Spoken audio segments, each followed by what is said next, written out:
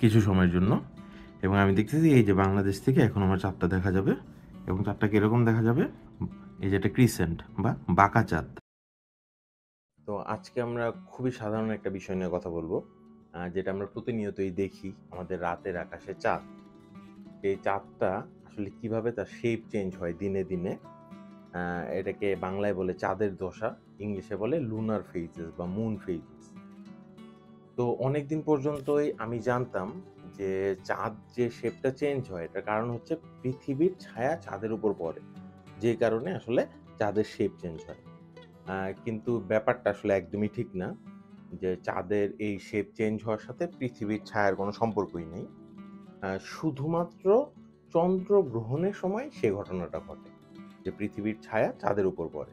এছাড়া বাকি সব সময় আসলে পৃথিবীর ছায়া চাঁদের উপর পড়ে না, এবং ওই চন্দ্রগ্রহণ হয় কয়েক বছরে একবার, হয়তো ২ বছর, ৩ বছর, ৪ বছরে একবার হয়তো চন্দ্রগ্রহণ হয়। কিন্তু প্রতি মাসে, মাসে যে চাঁদের শেপটা চেঞ্জ হয়, সেটার সাথে পৃথিবীর ছায়ার কোনো সম্পর্ক নেই। তো এই চাঁদের ফেজটা আসলে বুঝার জন্য আমরা শুরুতেই কয়েকটা বেসিক জিনিস দেখে নিই। তো আমাদের কাছে আছে সূর্য, আমাদের কাছে আছে পৃথিবী, আমাদের কাছে আছে চাঁদ। তো আমরা সবাই জানি যে পৃথিবী সূর্যের চারিদিকে ১ বছরে একবার অতিক্রম করে, পুরোটা ঘুরে এসে। তাহলে ১ বছরে যদি ৩৬০ ডিগ্রি অতিক্রম করে, তাহলে ১ মাসে পৃথিবীটা মোটামুটি ৩০ ডিগ্রির মতো অ্যাঙ্গেল করে, ৩০ ডিগ্রির মতো দূরে যায়।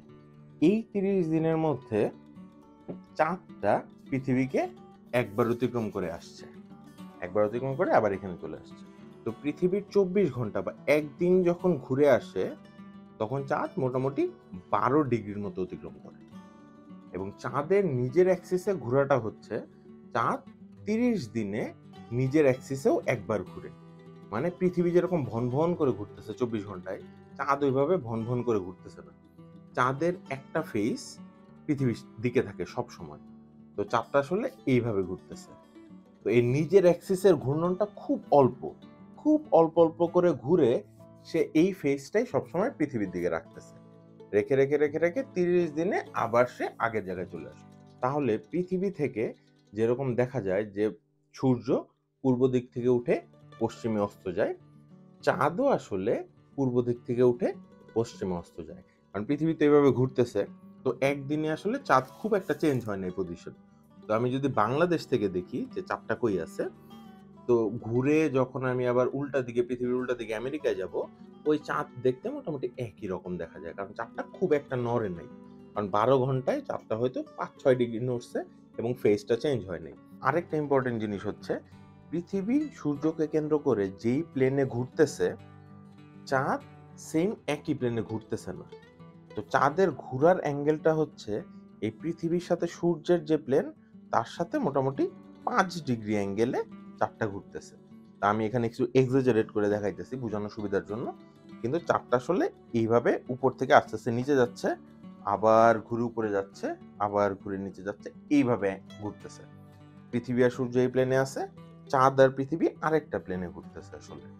তো আমাদের অনেক কথাবার্তা হইলো।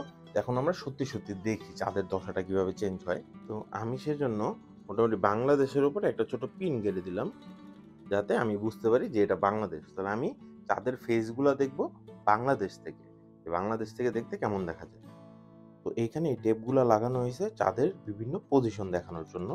তো আমি যদি ১ মাসে পুরাটা ঘুরে আসে, তাহলে আমি শুরু করব ডে 0 থেকে। তারপর দেখব ৩ নাম্বার দিনে কেমন দেখা যায়, ৭ নাম্বার, ১০ নাম্বার, ১৪ নাম্বার, ১৭, ২১, ২৪, আবার ২৮।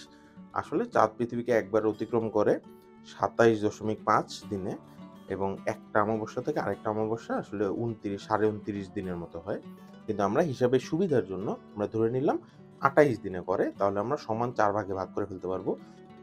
আমরা যেটা দেখবো সেটা হচ্ছে ডে 0 থেকে ডে 14 তে কিভাবে দশাগুলা চেঞ্জ হয়, এবং বাকি ১৭, ২১, ২৪ আবার 0 তে একই ঘটনা হয় উল্টাভাবে। তো আমরা প্রথমটা দেখি। তো আমরা শুরুতেই চাঁদটাকে ডে 0 তে প্লেস করে দিই। ডে 0 তে চাঁদটা হচ্ছে পৃথিবী এবং সূর্যের মাঝামাঝি একটা অবস্থায় আছে। তো আমি যদি এই পাশ থেকে দেখি, তো বাংলাদেশে এখন দিন, কারণ বাংলাদেশটা সূর্যের পাশে এবং চাঁদটা আছে আমার এইখানে। তো দিনের বেলা যেহেতু সূর্য এবং চাঁদ একই দিকে, সেহেতু সূর্যের আলোর জন্য চাঁদটা আসলে দেখা যাবে না। তো তারপরে বাংলাদেশের দিন থেকে ঘুরে আসলে এই যে সূর্যের উল্টা পাশে চলে আসলো, এখন অন্ধকার, রাত হয়ে গেছে। তো সারা রাত আমার কোনো চাঁদ নেই। আমি দেখতে পারতেছি এই যে বাংলাদেশ, চাঁদটা তো ওই পাশে। তো এখন বাংলাদেশে আসলে অমাবস্যা। তো ইংলিশে এই ফেজটাকে বলা হচ্ছে নিউ মুন, বাংলায় হচ্ছে অমাবস্যা। এরপর চাঁদটাকে আমি দেখি 3 দিন পরে কিরকম দেখা যায়। তো আমি এখন ডে 3তেও দেখতে পাচ্ছি যে এই যে আমার বাংলাদেশ, এবং দিনের বেলা আমার সূর্যটা এই পাশে, চাঁদটাও ওই পাশেই আছে। এই জন্য দিনের বেলা আসলে চাঁদটা দেখা যাবে না। কিন্তু বাংলাদেশ যখন ঘুরে ঘুরে আস্তে আস্তে সন্ধ্যা হয়ে যাচ্ছে, তো ঠিক সূর্যটা যখন ডুববে সেই মুহূর্তে আসলে আকাশটা অন্ধকার হয়ে যাবে এবং আমি চাঁদটা একটুখানি দেখতে পারবো কিছু সময়ের জন্য। এবং আমি দেখতেছি এই যে বাংলাদেশ থেকে এখন আমার চাঁদটা দেখা যাবে, এবং চাঁদটা কীরকম দেখা যাবে, এই যে একটা ক্রিসেন্ট বা বাঁকা চাঁদ।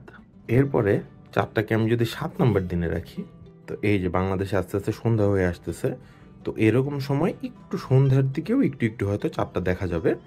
তো বাংলাদেশে যখন এই যে রাত হয়ে গেল, একদম সূর্যের উল্টা দিকে চলে আসছে, তখন আমি যদি দেখি এখান থেকে কেমন দেখা যায়, এখান থেকে বাংলাদেশ থেকে আমার চাঁদটা এখন এরকম দেখা যাচ্ছে। তো এখান থেকে মোটামুটি অর্ধেক চাঁদ দেখা যায়। তো এইটাকে ইংলিশে বলে ফার্স্ট কোয়ার্টার, এই ফেজটাকে, আর বাংলায় বলে হচ্ছে প্রথম পক্ষ। তো এরপর চাঁদটাকে আমরা 10 নম্বর দিনে নিই। তো আমি এখন এই পাশ থেকে দেখি চাঁদটাকে কেমন দেখা যায়।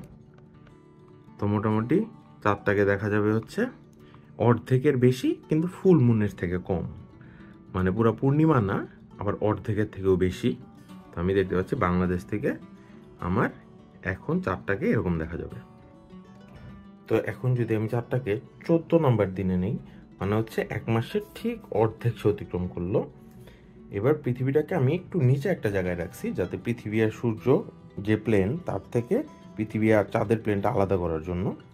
তো আমি যদি আবার দেখি এই যে আমার বাংলাদেশ দিনের বেলা আস্তে আস্তে সন্ধ্যা হয়ে রাত হয়ে গেল, তাহলে আমি যদি একদম অপোজিট পাশ বা বাংলাদেশের পাশ থেকে দেখার চেষ্টা করি, তাহলে দেখবো আসলে একটা ফুল মুন, মানে এই সময়টা হচ্ছে আমার একদম পূর্ণিমা।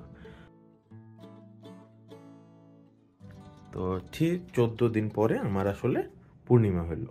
তো এর পরের ফেজগুলো আসলে জাস্ট আগের ফেজগুলো রিভার্স। তো এখন আমরা দেখি যে সূর্যগ্রহণ এবং চন্দ্রগ্রহণ কেন। তো আমরা শুরুতে দেখতেছিলাম যে পৃথিবী আর সূর্যের যে প্লেনটা, চাঁদ আর পৃথিবীর প্লেনটা অন্য একটা প্লেন। কিন্তু এরকম ঘুরতে ঘুরতে হয়তো কোনো বছর এরকম হয়ে যায় যে এই দুইটা প্লেন ইন্টারসেক্ট করে ফেলে। তখন কি হয়, চাঁদটা একদম পৃথিবী আর সূর্যের মাঝামাঝি চলে আসে, এবং উল্টা দিকেও যখন যায় তখন একদম পৃথিবীটা সূর্য আর চাঁদের মাঝামাঝি চলে আসে। তা আমি দেখি এটা যদি এক প্লেনে চলে আসে, তখন যখন আমার চাঁদটা পৃথিবী আর সূর্যের মাঝামাঝি চলে আসে, আমি দেখতেছি পৃথিবীর ওপর একটা ছায়া পড়ছে চাঁদের, এই যে ছায়াটা দেখা যাচ্ছে। তো আমি যদি বাংলাদেশটাকে এই পাশে আনি, তাহলে আমি দেখব সূর্যগ্রহণ হচ্ছে। সূর্যগ্রহণ কোথা থেকে হচ্ছে, আফ্রিকার থেকে হয়তো শুরু হয়েছে, তারপরে এই যে ছায়াটা বাংলাদেশের একটু নিচ দিয়ে ওই পাশে চলে গেল। বাংলাদেশ থেকে দেখলে অনেকটা হয়তো এরকম লাগবে। এই চাঁদটা আসলে আসতেছে একদম সূর্যের মধ্যে দিয়ে, এবং আস্তে আস্তে পুরো সূর্যটাকে ঢেকে দিবে। তারপর আবার এই পাশ থেকে সূর্যটা আবার ওঠা শুরু করবে। তো এটা হলো আমার সূর্যগ্রহণ। আর চন্দ্রগ্রহণটা এটা ঠিক উল্টা। তো যখন পৃথিবীটা চাঁদ আর সূর্যের মাঝামাঝি চলে আসে, তখন আমার চন্দ্রগ্রহণ। তো আমি যদি দেখি এই যে আমার বাংলাদেশ, তো বাংলাদেশে এখন অলমোস্ট কি ফুল মুন বা পূর্ণিমা। তো আস্তে আস্তে যখন চাঁদটা যাচ্ছে, তখন আমি দেখতে পাচ্ছি এই যে পৃথিবীর শ্যাডো পড়ে যাচ্ছে চাঁদের উপর। তখন এক সময় কোনো চাঁদই নাই, আবার একটু পরে চাঁদটা ওই পাশ থেকে বের হওয়া শুরু হয়েছে। তো এই চাঁদটা অন্ধকার হয়ে যাচ্ছে পৃথিবীর ছায়া পড়ে। তো এইটাই হচ্ছে আমার চন্দ্রগ্রহণ। তো এই পৃথিবী, সূর্য আর চাঁদের প্লেন দুইটা, এই দুইটা প্লেন আসলে মাঝে মাঝে ইন্টারসেক্ট করে ফেলে। এটা হয়তো কয়েক বছরে একবার হয়। তখন মাঝখানে আসলে আমরা দেখি সূর্যগ্রহণ, এবং চাঁদটা যখন উল্টা পাশে চলে যায় তখন আমরা দেখি চন্দ্রগ্রহণ। এবং যদি এই দুইটা প্লেন আসলে একটা অ্যাঙ্গেলে না থাকতো, তাহলে প্রতি মাসেই আমার একবার সূর্যগ্রহণ হইতো এবং প্রতি মাসেই একবার চন্দ্রগ্রহণ হইতো।